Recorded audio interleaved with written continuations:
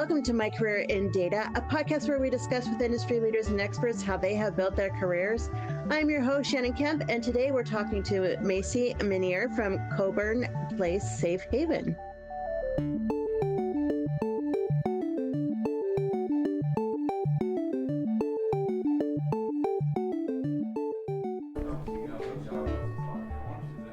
With a robust catalog of courses offered on demand and industry-leading live online sessions throughout the year, the DATAVERSITY Training Center is your launchpad for career success.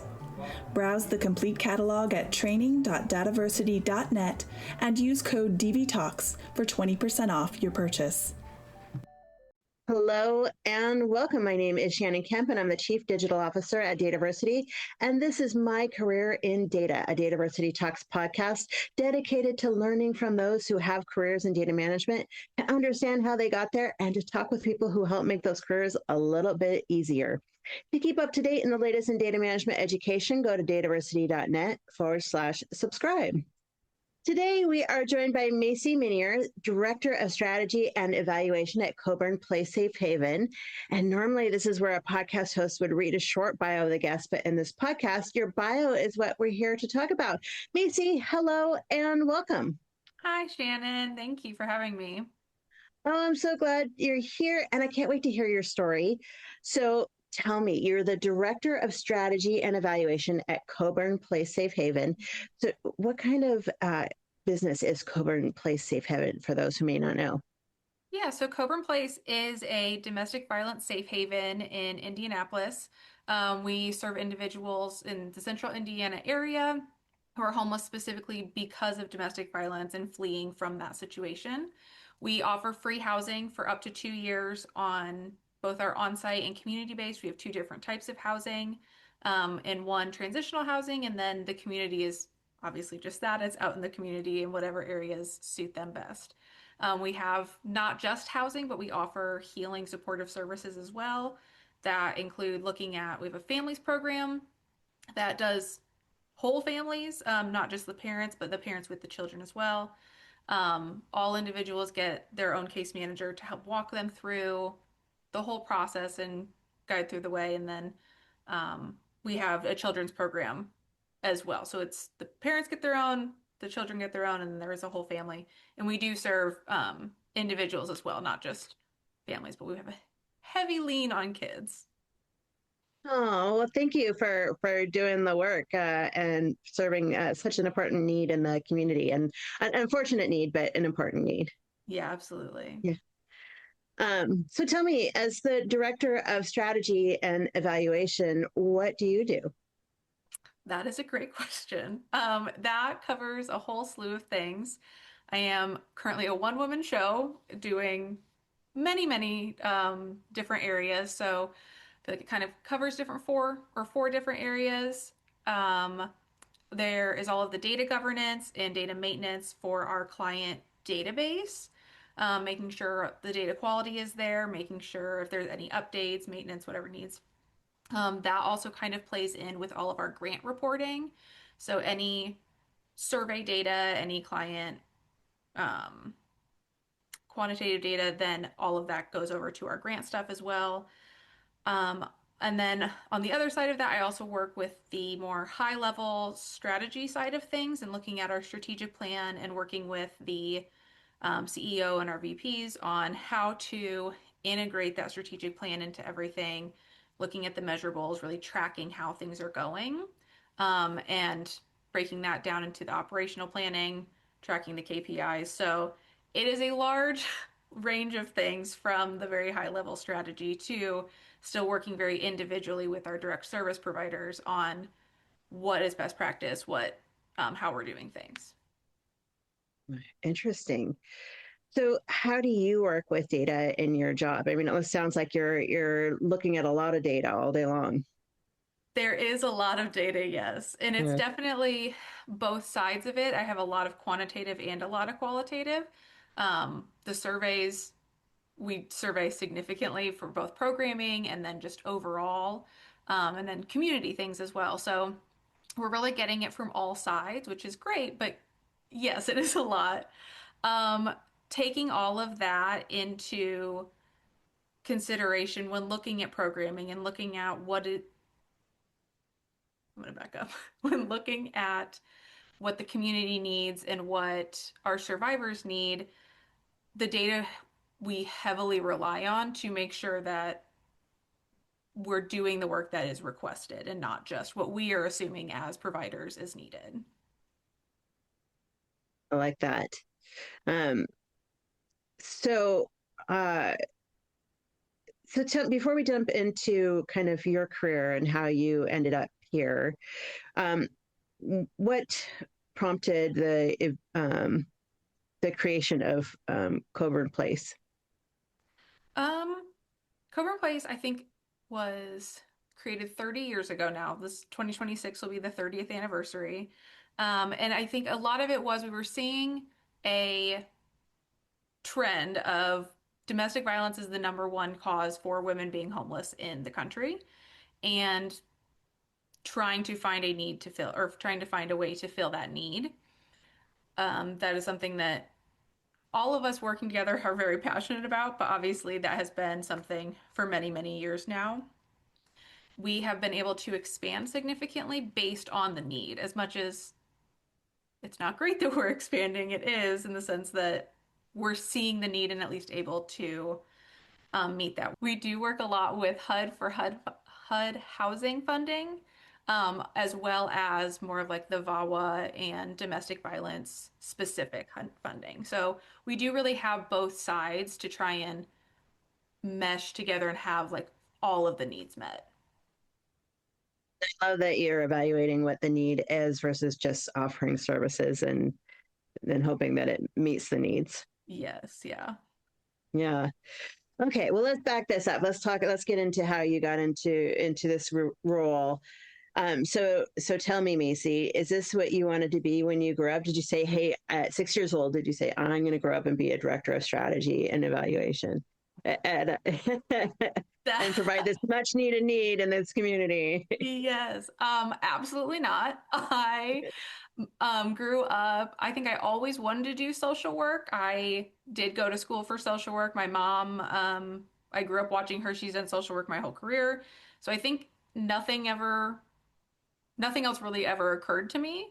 So it always was that. At the time, up until probably like 10 years ago, I didn't know social work meant not directly working with people, that there are a lot more facets to that. And so, no, I never thought that I would be at this point of working on a macro data level with social works type area. That's interesting. So okay, so you had this role model, your mom. Yeah. Yeah. And so you decided to go study social work. Yes. So what's your first job then?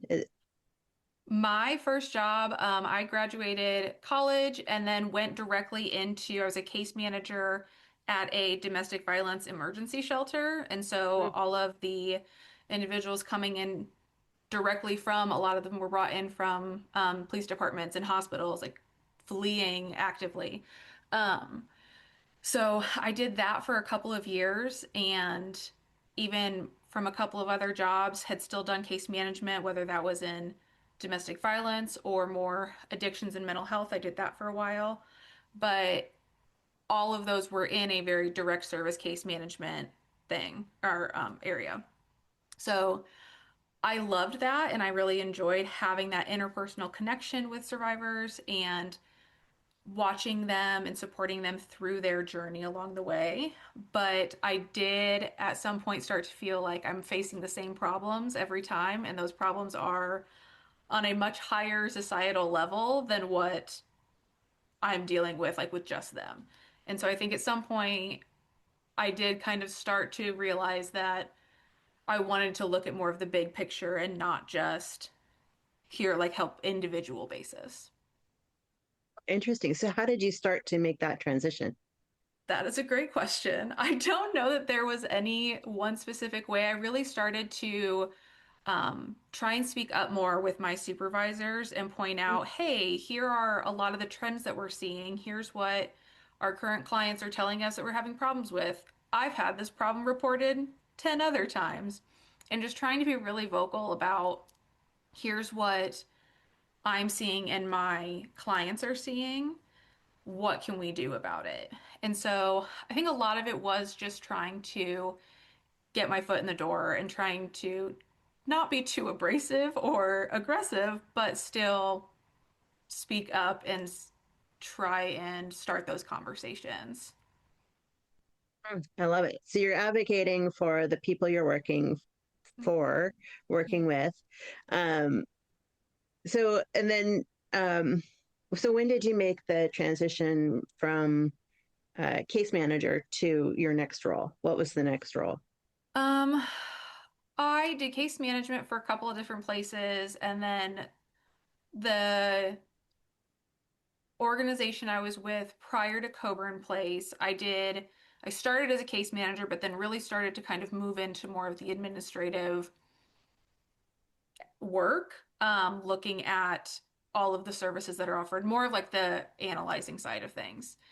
And it wasn't as structured as what it was here. I kind of just fell into it there. I had a very natural skill set in that area, and I'm very persistent and kept trying to offer to get things done. And so it wasn't until I did come to Coburn Place that it was a more structured. I started as a program analyst here and did specifically get the job because they were looking for someone who does see both sides and someone who has both the direct service and you're looking at people and not just numbers. We call them people numbers on our end. And then also being able to evaluate and do all of the analyzation stuff. So it wasn't until Coburn Place that I really got deeply into the data side of things on a structured level. It's fascinating, and I love that they are looking for somebody who has sense of working with the humans. Yes. That they're not just numbers. It's not just numbers. You're actually impacting lives. Yeah, absolutely. Yeah, yeah. So you came in as a program analyst, and did you go from there to director of strategy, or how many? Yeah. Yeah, so I was the program analyst for about 2 years, and this position of director of strategy and evaluation, this is fairly new. I think I have been in this role for about 6 to 8 months now. That was created around 6 to 8 months ago. That it wasn't a thing as time has gone on. Obviously, they had a need for a program analyst. They realized this, but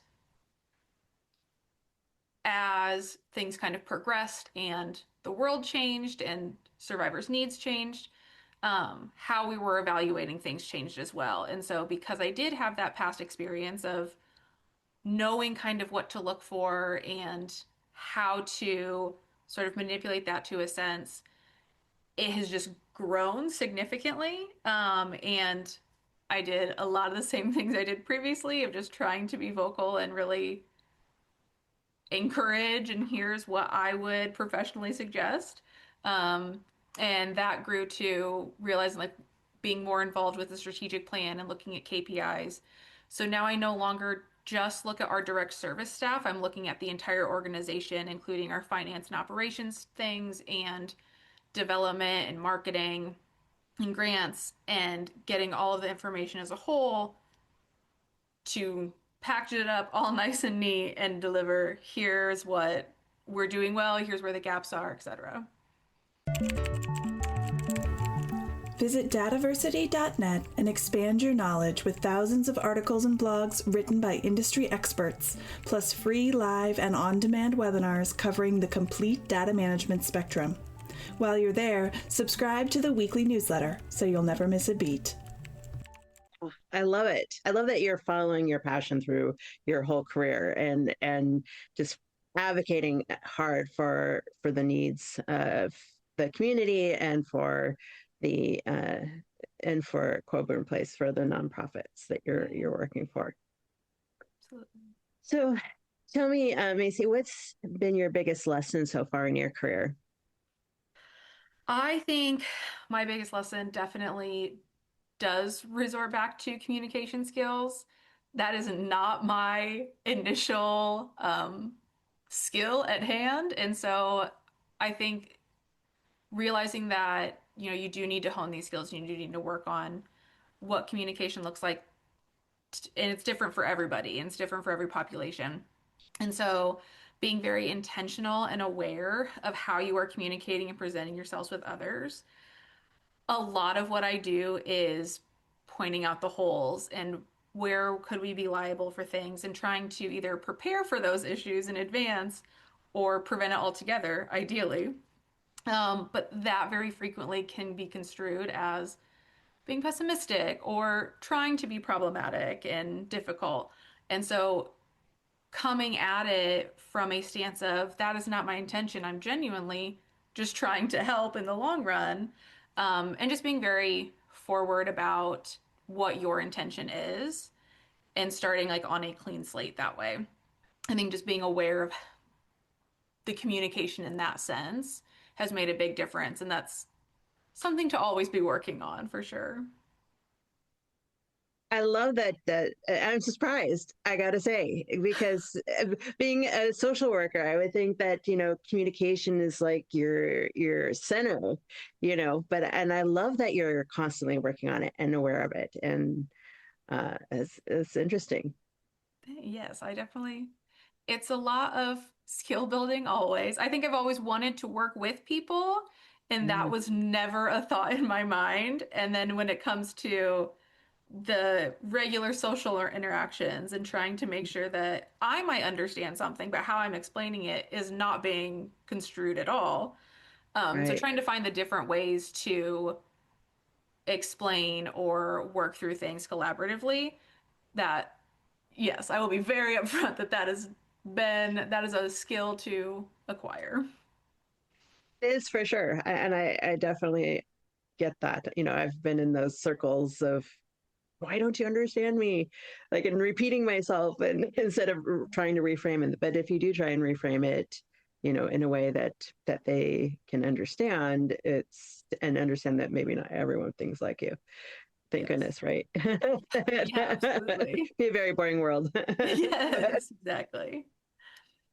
but okay, so tell me, now that you're relying, especially now in your current role, so heavily on data, what is your definition of data?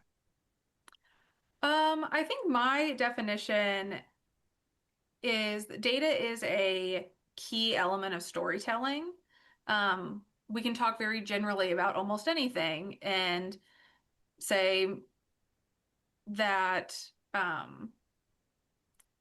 if you say, oh, like there's a high reporting number of women saying that there's domestic abuse, or the number of homeless people due to domestic violence in Indiana is really high, like something very broad. We could talk about that, but it wouldn't make a punch. Whereas saying like one in every two women are reporting domestic violence with their partners, having the numbers there packs a lot more of a punch, and you have a lot more of that emotional response and want to be involved and want to give and want to make that difference. And so I think having that information and being able to connect to the story on an emotional level is so important. And so obviously raw data, you can just looking at the numbers is one thing, just having a very general explanation of anything is something else, and then trying to combine those two, I think, is like what the heart of like good data quality really is. I'd love that definition a lot. Um, so, so tell me, Macie, do you see the number of jobs, and the importance of data management influencing the number of jobs, with data increasing or decreasing over the next 10 years, and why? I do, absolutely. I do think there will be an forever increase. I don't see it ever not increasing or even just staying stagnant. I think obviously from a social work stand or point of view with this field, it is kind of a niche area, it seems, from like a surface level, but and obviously it's not the first thing that comes to mind, but it is so important to be able to show what is working, and if you're doing the correct thing and if it's effective. And as not fun as it can be, nonprofit funding is always very competitive, and funders are going to lean more heavily towards people who they can show, like, we are doing the work, we are putting the effort in, here are our outcomes and outputs. Um, I think that being able to track that is so important, and it could be because I'm doing it regularly now, but I do feel like I see it a lot more often and at least see the need. I think that how just the world works anymore, being able to have that evidence and proof of what you're actively doing and how that's affecting individuals on both that individual basis, but also as a community, makes such a difference in the long run. Yeah, I definitely understand that. The storytelling piece, as you keep mentioning, is such an important piece of that. Uh, what advice then would you give to people who are looking to get into a career in data management? Um, I think probably like two things. One is just always stay curious and always ask why. And that's so important. I don't think I've ever gone into something just like, I know exactly what the answer is. Like, I always will try and at least start with, well, how did we get here? What is the purpose behind this? Um, that was a lot of how I got here to begin with, was just the ongoing curiosity. I was like, I feel like we could make this more efficient. And so to always have that general curiosity and not being afraid to ask the questions, but then also always being open to getting answers that you weren't prepared for, that you don't want, and being flexible and being adaptable and trying to work with what you have and go from there. When you didn't get the answer you wanted, how did you handle that? Um, Thinking of like funding type issues and all of the normal things. A lot of it is then, okay, so this was not the result we thought we were going to get. What what is it showing then that we need to change? And looking at, okay, here's the problem and being able to pinpoint it. It's almost, as negative as it sounds, it's almost better sometimes to be able to see where all of those pain points are. And we love getting good reviews. We love getting good survey results and responses. But if it's constantly great, there's nothing that we can learn and grow from. And so even getting responses and answers that we don't particularly like, it at least then gives us a chance to look at our programming and look at what we're doing and really try and adjust and reframe and address the problems head on, so we can then move forward with the most efficient processes.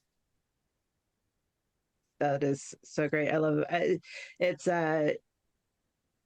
looking for perfection, but constantly looking to be better. It is, yes. And that's where I think a lot of it, I have coworkers who dearly will, Macie, that's fairly pessimistic of you today. I'm like, it is, but in the long run, I promise this will be better. And so always there, there's a time and a place, and it's sometimes you do just need to be optimistic and it'll all work out. But the blind optimism isn't necessarily going to benefit like ongoing change. And so being able just to kind of look out for those things and be aware has been um, very beneficial. Nice. So tell me, what are some of the stories that you that Coburn Place Safe Haven is constantly sharing? We have a lot of family specific stories. We have a lot of individuals who will come in. Again, we are it's a housing first program setting.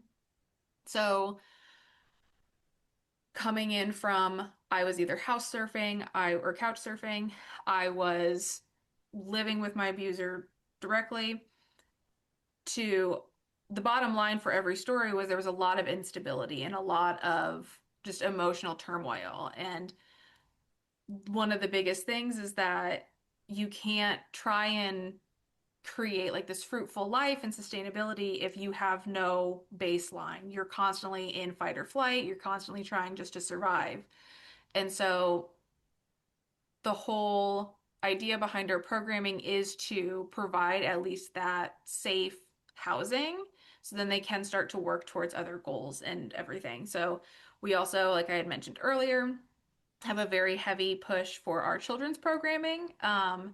And we've had a lot of kids who come in, they're like, this is the first time I have had like a steady household, and this is the first like new pair of shoes. We'll always do a clothing drive around school time and get new outfits for the kids. And so it really is kind of little things like that that we would feel like are little, that's what makes the biggest difference with the children.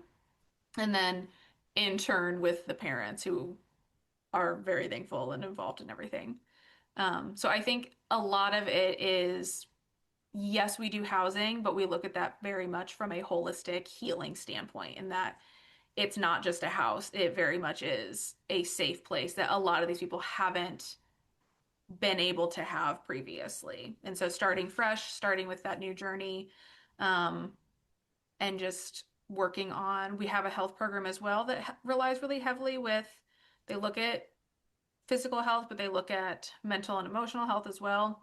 So really holistically bringing everything in, to get them set up to have a more sustainable, fruitful life. Well, thank you for what you do. And if somebody wanted to find out more about Coburn Place Safe Haven or contribute financially to the needs, where would they go? They would go to coburnplace.org, and then I'm on LinkedIn as well. Awesome. I love that. And we'll get those posted to the podcast page. Well, Macie, thank you so much for joining us today. It has been such a pleasure. Yes, thank you. It's been great.